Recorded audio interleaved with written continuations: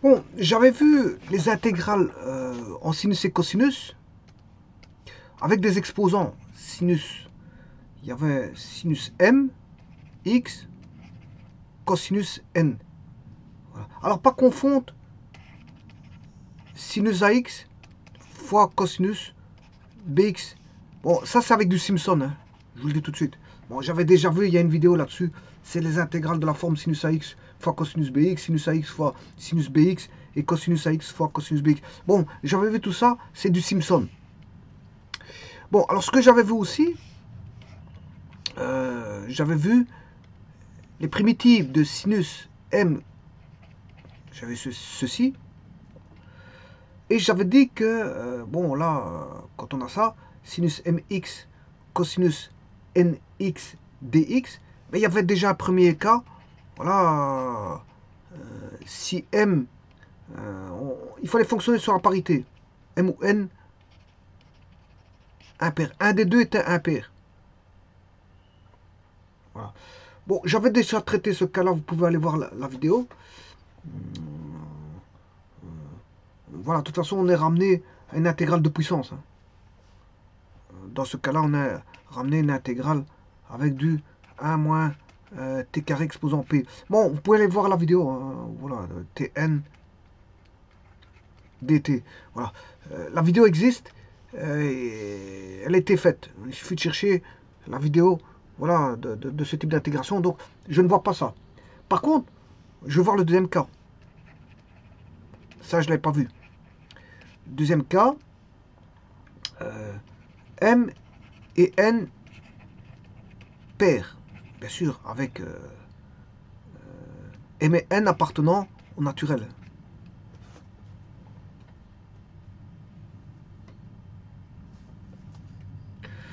Alors là, on transforme l'expression à intégrer en appliquant plusieurs fois, si c'est nécessaire, bien sûr plusieurs fois, les formules de Carnot.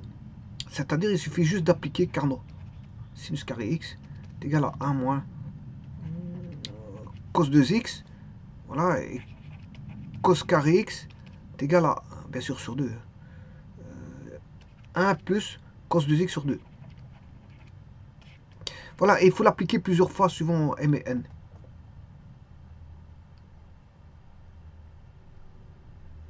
Et c'est comme ça qu'on fait, c'est d'appliquer Carnot.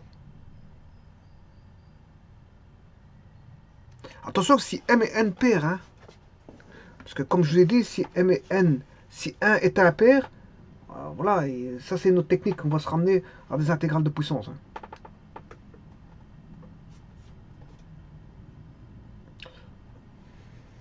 Il suffit de poser à ce moment-là, quand m ou n est impair, ben, vous posez m est égal à 2p plus 1, avec p appartenant bien sûr au naturel. Et voilà, et vous gardez le n. De telle manière, vous avez... Bon, c'est parce que j'ai vu la vidéo, j'ai pas envie voilà, de refaire la... mais je peux faire un petit rappel, c'est juste ça. Mais sinon, allez voir la vidéo. Quand on a sinus mx cosinus nx dx, le premier cas qui disait que m ou n impair, un des deux était impair, bien sûr ils appartiennent tous les deux au naturel. Bien, il suffit de poser m égale 2p plus 1. Voilà, m égale 2. De telle manière, on aura sinus 2p plus 1 x cosinus nx. Bien sûr, dx. Voilà, il faut travailler comme ça. Et là, donc, en faisant ça, on peut avoir sinus 2px cos x fois sinus dx, sinus x dx.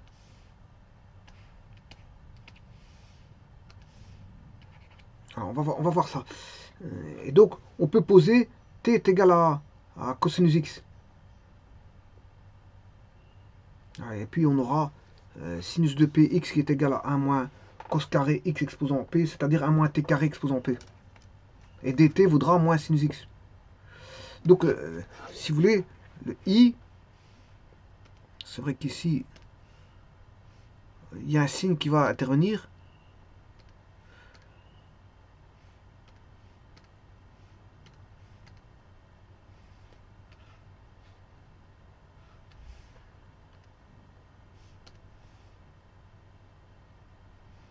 Je l'ai effacé. Mais c'est vrai que là, on aura, puisqu'on va poser U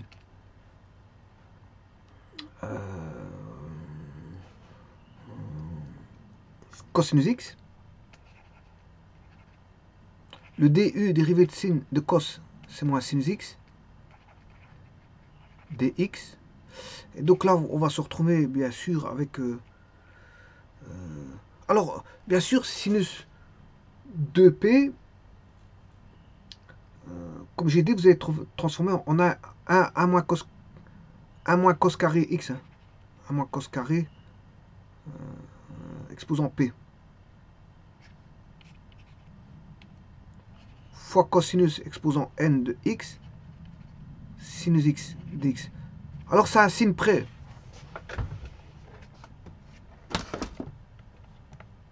Donc il y a un moins qui va intervenir. Bon, mais de toute façon, ça, c'est pas le but de montrer cette vidéo-là. Je le fais ici pour rappel. C'est pour ça que je prends pas le soin de le faire correctement. Mais c'est de ce style-là. C'est comme ça, quand on a M et N paires, c'est comme ça qu'il faut faire.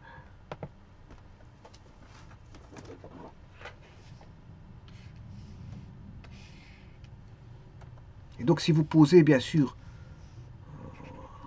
sinus de P fois de X fois sinus X fois cosinus NX, on aura dx, on aura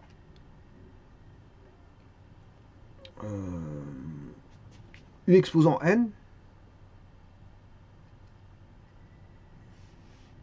ou si je posais plutôt T, parce que j'ai parlé de T tout à l'heure. J'ai parlé de T, donc je peux rester en T. Pour ramener en T, comme je l'ai fait tout à l'heure. Alors ici, sinus carré exposant P fois sinus X fois T exposant N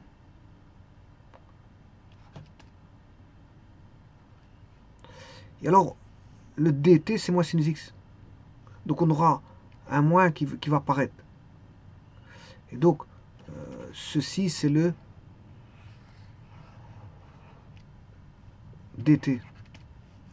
Et là on va se retrouver avec 1 moins cos carré x exposant P. Et donc on aura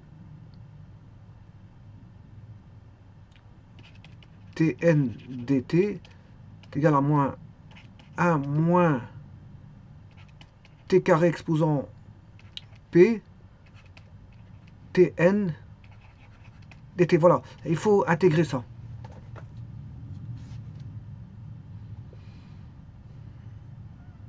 Un moins t carré P t exposant n dt. Voilà, c'est ce que j'avais dit tout à l'heure. Hein. Bon, ben, simplement, à mon avis, j'avais oublié le moins. À mon avis.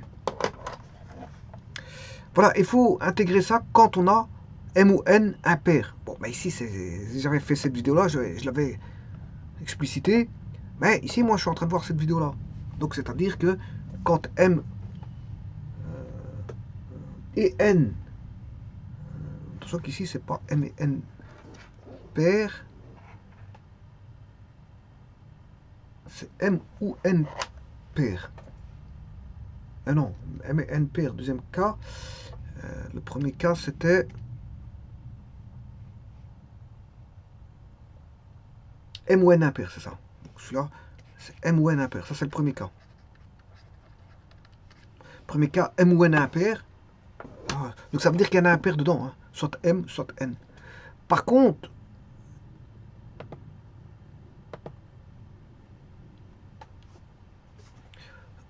s'il y en a un ou deux, hein, ils peuvent être tous les deux impairs. Voilà. Par contre, ici, bon, si on n'a pas un qui est impair, mais ils sont d'office tous les deux pairs. Et donc, c'est M et N pair. Et donc là, on passe par les formules de Carnot.